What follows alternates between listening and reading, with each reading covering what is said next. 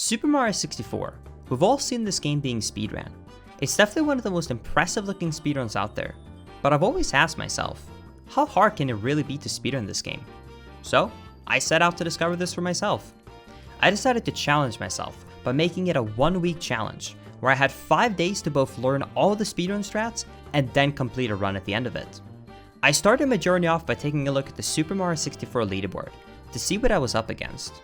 I discovered very quickly that the 120 star category would be way too much for this challenge, so I set my sights on the 70 star category. I then headed over to ukikipedia.net, which is a website that documents speedrun strats for Mario 64. It lists every single star I need to collect in the 70 star category, and it also provides you with different difficulties for each individual strat. It splits these difficulties up into beginner, intermediate, and advanced. Since the goal of this challenge is to get a taste of just how difficult Mario 64 speedrunning really is, I decided that I was going to focus all my attention to the intermediate and advanced strats. But with all of that out of the way, let's start the challenge and see how it goes. Starting off on day 1, we jumped straight into the run. The first 2 stars in the run are very basic. Grab 1 star in Bon Bon Battlefield, collect your 2nd star from Peach's Secret Slide, and then head over to Whomp's Fortress. This is where things starts to get tricky. Despite being one of the first levels in the game, it's also one of the most difficult levels for speedrunners. I started off by practicing cannonless. I already knew the basic beginner method of the strat, but to follow the challenge I'd set up for myself, I decided to attempt the faster methods. My options with this star was either doing it completely setupless, doing this tricky jump with the camera to align Mario, or setting it up with this wooden plank. After doing a lot of testing, I decided to go for the texture setup on the wooden plank. It saves a couple of seconds over the beginner method, and I felt that the consistency was good enough for a full game speedrun. And then I moved on to owlless. The beginner method of this star is simply grabbing the owl and falling into the cage, so I decided I was going to go for the normal owlless that you see most speedrunners attempt. I didn't have much difficulty with the star, so I quickly moved on to the 100 coin star. And this is where the difficulty of the run really started to kick in. This is the first star that is based upon a cycle, and you will notice throughout this video that it's going to be one of the most difficult things to deal with in the run. For this star in particular, however, there is a rotating platform in the middle of the stage, so your movement has to be on point to make it, and if you mess up anything, you will lose a lot of time having to wait for it to return. But after enough practice, getting better at preserving momentum, and collecting all the coins more optimally, I was finally able to consistently make the fast cycle on the star. The next couple of stars are pretty straightforward. Simply take down the Whomp's King, climb the tower for the final star, then head over to Peach's Secret Slide, grab the red coins on the Flying Cap stage, and then we finally make it to Bowser in the Dark World. Remember earlier that I mentioned the importance of cycles? Yeah, this is when it really starts to kick in. You have 4 different cycles to choose from on the stage. You have the normal cycle, the Shigeru cycle, the Saya cycle, and last but not least, the Shukashima cycle. The normal cycle takes about 54 seconds from starting the level into collecting the star, while the Shukashima cycle only takes about 44 seconds. That might not sound like a lot, but 10 seconds in Super Mario 64 is huge, and this is all thanks to these 2 objects. The yellow platform that's moving back and forth that holds the 5th red coin, and then these moving triangles that holds the 6th red coin. These 2 moving objects don't match up to each other, so missing one cycle also results in you having to wait for the second one, so any mistakes in this stage loses a lot of time. And that's why if you take a look at the normal cycle intended for the beginners, you actually collect the 5th red coin on the yellow platform as the 4th red coin, before jumping over to this little island. It makes the cycle more lenient, and it isn't as punishing if you mess something up. So I decided to attempt the Shigeru cycle. It skips this tricky jump right at the beginning of the stage that the more advanced methods go for, but it still opts for jumping straight to the island, collecting the red coins in this order. To say that this was hard, however, would be an understatement. It took me about an hour and 10 minutes just to pull off this cycle a single time. But after about 2 hours of grinding, I was able to hit the cycle about 10% of the time. I knew I definitely needed to practice this stage more, but I needed a bit of a break, and I moved on for now. The next couple of stars wasn't too difficult. I learned this tricky jump with the wing cap to reach the Allen Star in Bon Bon Battlefield. I then in Cool Cool Mountain got the Secret Slide, the Baby Penguin, and then the Ray Star with 100 coins. And then, last but not least, I only had wall kicks for work left. The intended route for this star is way too slow, so every single strat is based upon simply jumping straight down to the side of the mountain. Where each strat differentiates itself, however, is how you reach the star itself. You can either jump all the way down and simply scale the last part, or you can opt for a wall jump to reach the top faster. I decided to go for a strat called a mash idea, where you perform a wall jump, land at the middle portion, and then do a quick second wall jump to reach the star. And after that, it was on to Big Boo's haunt. One important note to mention for this stage is that the Super Mario 64 speedrun community only shows speedruns done in the Nintendo 64 version of the game by default, so if you want to take the speedrun serious, you have to run it on the Nintendo 64. So why am I mentioning this, you might ask? Well, the Nintendo 64 has a lot of areas in the game where it drops a significant amount of frames, and Big Boo's haunt is the first stage in the game where this becomes very obvious. If you take a look at the top right corner of the screen, the star count is currently set to display dropped frames in the game. And if I simply enter the mansion with a zoomed out camera, I drop about 60 frames, which would be about 2 seconds of time loss. But if I change my camera to face Mario from the side, it only drops about 20 frames. This is a very minor input to perform, but it saves you over a second. And this is something that is very important to keep in mind when it comes to speedrunning this game, and something that I never knew would have such a big impact before I tried to speedrun this for myself. But anyways, with all that being said, after practicing the camera movement throughout the stage, I collected a star from Big Boo's balcony, and then the secret of the haunted books, and simply moved on. At this point, I had 20 stars in the game, and I decided that it was a good moment to end day 1 of this challenge, and pick it back up tomorrow. Before we start day 2, ad time. But before we get further into today's video, let's thank today's video sponsor for making this video possible, which is Manscaped. Manscaped offers you some of the best tools that can be used for your grooming needs, which includes all areas, the ones above and the ones below. Manscaped also came up with this amazing package, which is their all-in-one perfect package 4.0. And not only does it come with a bunch of amazing products, such as the ball toner and the ball deodorant, but it also comes with this amazing trimmer, which is their 4.0 variant of the trimmer. And not only is it waterproof, and can be used for any areas on your body, but it also has this really amazing shield that helps with nicks and bumps, which is very important, especially for certain grooming needs where your skin is a little bit more sensitive. But that's not all, because if you order right now, you also receive 2 free gifts, which include the travel bag and the Manscaped anti-shafting boxer briefs. And not only are these boxing briefs just very comfortable and nice to wear, but it's also made of a very nice material, which includes for everything to breathe down there, and also doesn't really leave bumps or, red marks for your skin of where you're wearing them. So overall, I really recommend these. Now, if you click the link in the description or use promo code LINK7, you will get 20% off your first order, as well as these 2 free gifts that I mentioned, and free international shipping. So, what are you waiting for? Click the link in the description and do it. Starting day 2, we headed straight into Shifting Sandland. The first star was probably the easiest star in this entire challenge so far. A simple triple jump dive gets you right over the sand dune, and you can straight away jump to the star. And after that, we want to collect the star that the big bird holds. And to not have to wait around, we do this precise movement to keep the Shy Guy in place so we can long jump on top of the Shy Guy to get a bounce and fly straight into the bird and then collect the star. And for the final one, you collect a green shell right across these 4 pillars around the stage to open up the pyramid and granting you access to the inside. Alternatively, however, you can perform a really tricky glitch here known as pillarless.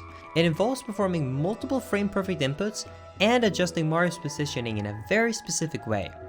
I was able to perform this glitch, but I felt that for my runs, I'll probably only use it as backup because it's so difficult to pull off consistently. You will even see top level speedrunners choke this at times, so definitely not something I want to do for each run. But with that being said, we then headed over to Leafy Lava Land, and the first couple of stars here were pretty straightforward. Collect the 8 red coins, take down the 3 bullies, take down the big bully, and then do this triple jump with the wing cap to access the log rolling star early. And then, there's only 2 stars remaining, which are both located inside of the volcano.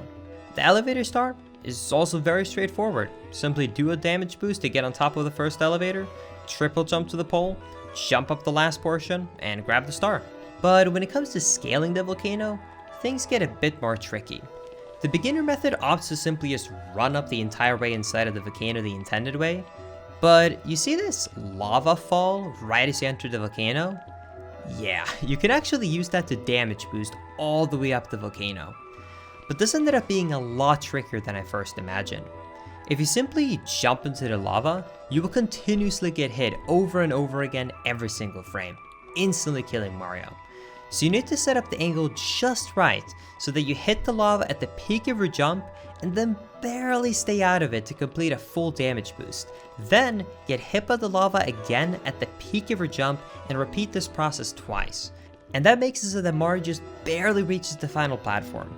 And from here, you can simply do a final jump and reach the star. And at this point in the run, you have two options in terms of the route. You can either go straight to Hazume's cave, or you can opt for going straight to the 30-star door leading to Dire Dire Docks and the second Bowser stage. Each route has its pros and cons, but personally for me, I felt that it was a lot easier to go straight to Dire Dire Docks and then revisiting the basement later. And that's what we did. We picked up a quick star from Mips, putting our total to 30 stars, and then we headed to Dire Dire Docks. There really isn't much to say about Dire Dire Docks. The 3 stars that we collected are very straightforward. It was a little bit tricky to get down the timing for optimal swimming, but other than that, it was on to Bowser in the Fire Sea. Bowser in the Fire Sea runs into the same issue that the previous Bowser stage has, which is that the entire stage is based upon a cycle. And it's actually very easy to demonstrate this. This elevator continues to go up and down, roughly every 10 seconds or so. So if you make it to this portion of the level in a good pace, you don't have to spend any time waiting for it. And it's hard to even explain just how difficult this stage truly is, so let me just point out a couple of things that I took for granted before trying this for myself. This first long jump is actually hard to make. This wall jump stinks. This triple jump never makes it all the way up, and this bully will not get out of your way. On jumping on top of this elevator, yeah, unless you're doing frame perfect jumps, you can kiss your cycle goodbye. You get the idea.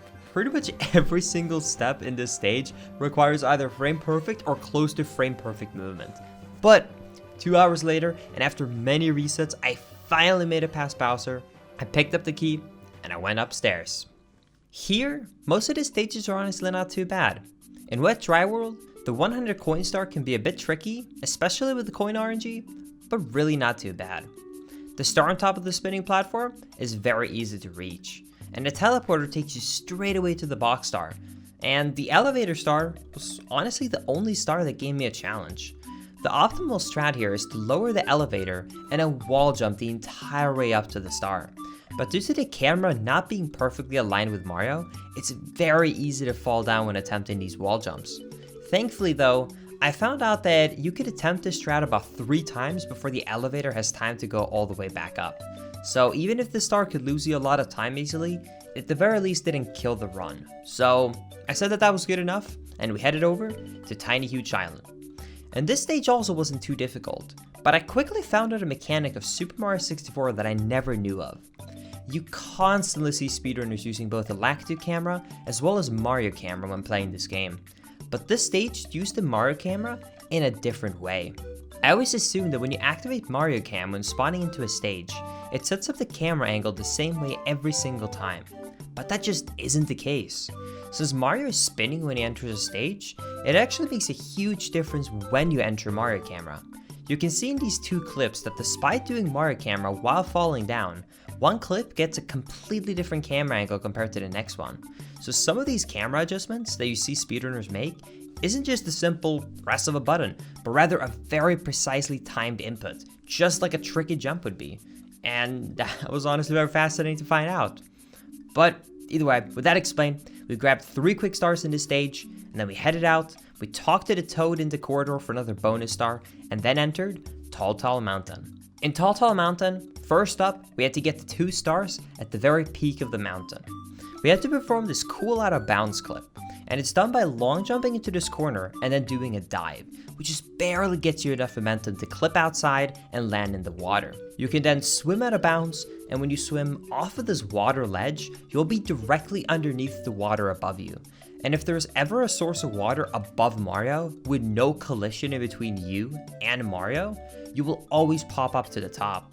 So it was a very quick way to scale the mountain. But then, The jumps to get to these 2 stars weren't too difficult. Some simple wall jumps and dives really just did the trick. And for the 3 remaining stars, it was very straightforward. Go to this breeze to skip the secret slide for this star. You could use a box jump to get to the lonely mushroom star. And then you simply just headed over to get the 8 red coins for the final star. And once again also, there really isn't that much to say about the next stage, which is Snowman's Land.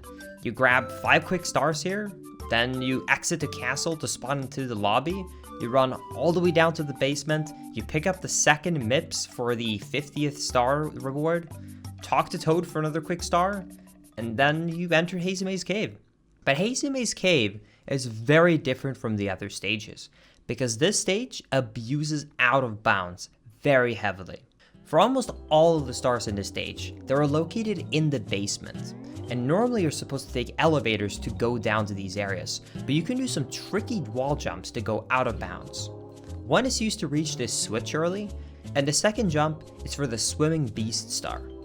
Thankfully, you have plenty of options with these stars as well. For example, with the Swimming Beast star, you can either clip through the wall by getting pushed by the elevator, or do a wall jump to get over this wall, or do this tricky box jump.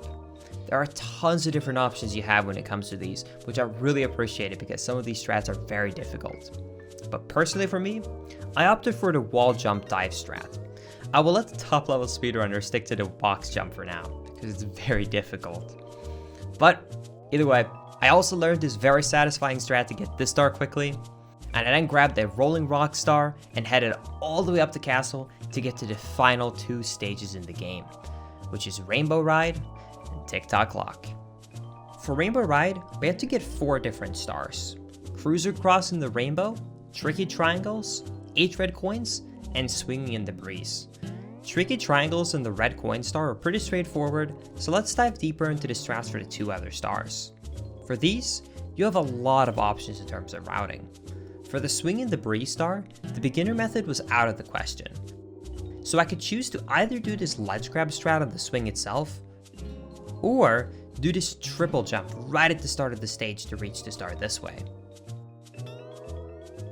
I opted for the swing strat because it was only half a second slower and it was much easier to do consistently.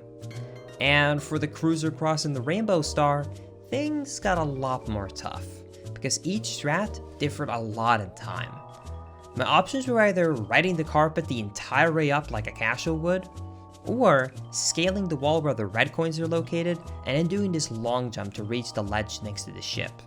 Or, alternatively, last but not least, something known as Lakitu Bounce. The Lakitu Bounce was definitely the strat I had my eyes on, and you can see every top level speedrunner go for the strat. But after trying it myself, I noticed just how difficult it truly was. Right after spawning into the stage, you have to do the identical movement and inputs each time, since you have to manipulate the RNG of the Lakitu to move to the exact same location every single time. And I just felt that it was too difficult and not worth going for. So I opted for scaling the wall with the red coins and then long jump into the boat. And that was the end of day 2. After an 8-hour stream, I felt that it was time to get some rest and finish up the final parts of the run on day 3. Starting off on day 3, I quickly made my way into Tick-Tock Clock, and straight away, I was faced with a dilemma.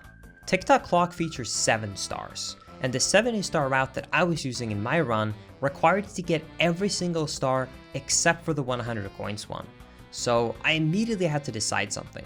For people that are unaware, the moving objects in the stage has 3 different modes. They can either be completely stale, move slowly, or move with a fast speed, and this is all determined by when you choose to enter the stage itself. So why am I mentioning this? Well, there are 2 main ways speedrunners choose to climb up the stage. They can either jump left right as you spawn into the stage and then follow this path.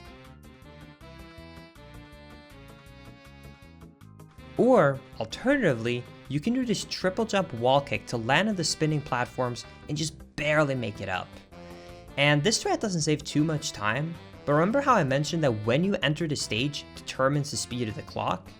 Well, this means that if you choose to opt for the more advanced strat here, not only do you save time in terms of movement, but you also save more time because you spend less time just waiting around for the clock to hit 12. And worst of all, 3 out of the 6 stars in this stage takes advantage of this specific strat, so the total time save is massive. And despite mostly going for the intermediate strats in the speedrun so far, I decided I was going to dedicate over an hour to this triple jump strat alone. And it paid off. We were hitting the jump about 80% of the time, so I said screw it and decided that I was going to go for it in runs. And for the 3 other stars, it went pretty smoothly. I learned the layout of the stage, I got my timings down for all the jumps, and we then collected the final 3 stars. And with that, we had all 70 stars in the game, and we could move on to the final Bowser stage, Bowser in the Sky. For Bowser in the Sky, the routes are overall pretty straightforward, and there's only really one advanced strat here that sets runners apart, which is the very final part of the stage. I'm sure that if you've ever watched a top level Super Mario 64 speedrun, you've heard the term going left side or going right side, and that is referring to this jump right here. The beginner method just rides along the moving platform, but for a speedrunner, you have 3 options. You can either jump on your own the entire way through and then performing a jump dive to reach this pole and just barely make it up. Or you can go for one of these 2 jumps here. These jumps obviously save time, and the right side saves about 1 second over the left side, but it is much harder to pull off.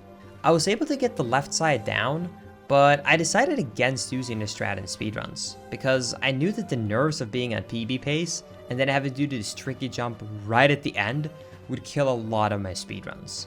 So with that out of the way, we moved on to Bowser. And you might think that simply just take down Bowser, pick up the final key, and that's it.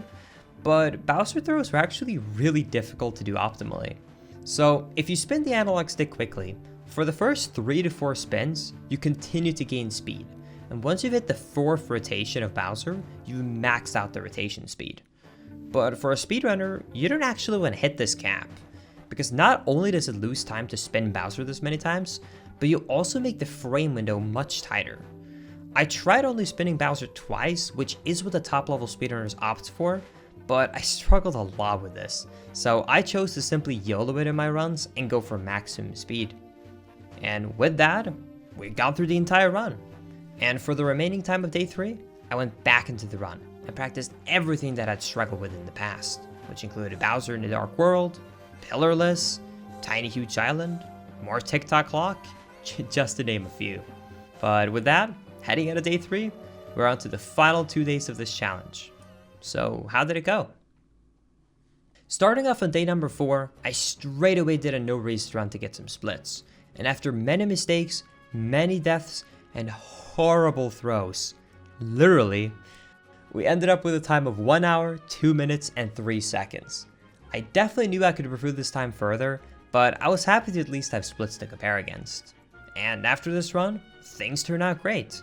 We completed another run, getting a time of 59:52, and then an hour later, we got another PB, finishing off with a time of 58 minutes and 54 seconds.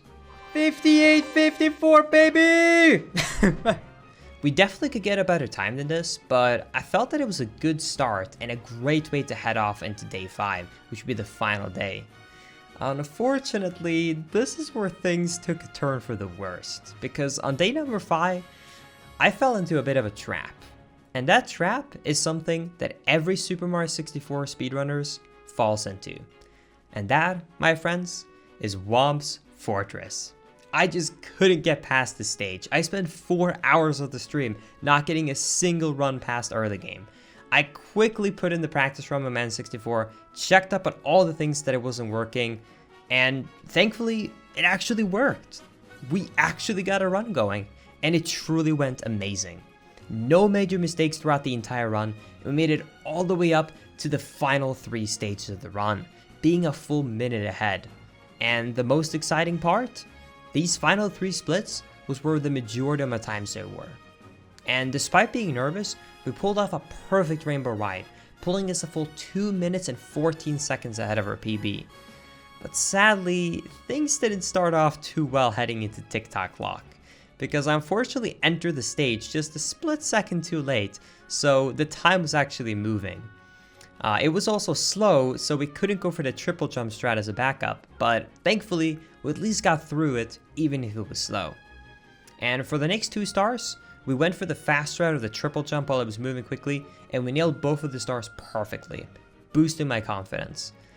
But just as I was feeling my confidence, we had a super close call when going into the 4th star.